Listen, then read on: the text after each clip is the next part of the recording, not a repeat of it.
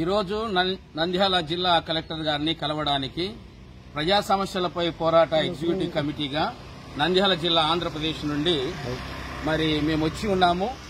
విశేషించి హిందూ, ముస్లిం, క్రిస్టియన్ ఆయా ప్రజా సంఘాల నాయకులు, నంద్యాల ప్రజల యొక్క సమస్యలపై పోరాడుతూ ఉన్నటువంటి పోరాట కమిటీ నాయకులు నంద్యాల జిల్లా కలెక్టర్ గారికి విన్నవించడానికి వచ్చిన విషయం ఏమిటంటే, దరిదాపుగా 2014 నుండి ఇప్పుడు 2025వ సంవత్సరం కావస్తుంది.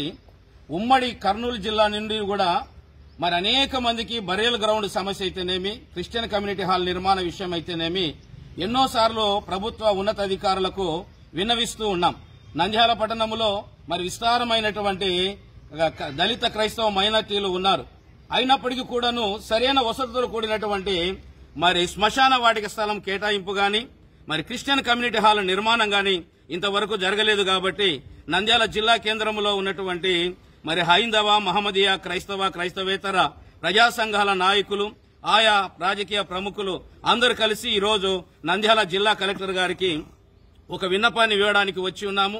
మరి దయచేసి నంద్యాల జిల్లా కలెక్టర్ గారు కూడా త్వరగా ఈ విషయంలో ఆంధ్రప్రదేశ్ ప్రభుత్వం కూడా ఒక జీవో మరి దళితులకు, క్రిస్టియన్ మైనార్టీలకు బరియల్ గ్రౌండ్ గాని, కమ్యూనిటీ హాల్ గాని నిర్మిస్తామని మైనార్టీ శాఖ డిపార్ట్మెంట్ తెలియజేసింది. కాబట్టి త్వరగా మరి ఎంక్వైరీ చేసి మరి ఆ యొక్క బరియల్ గ్రౌండ్ కు స్థలాన్ని కేటాయించాలని, కమ్యూనిటీ హాల్ కూడా నిర్మించాలని కోరుతూ ఉన్నాం.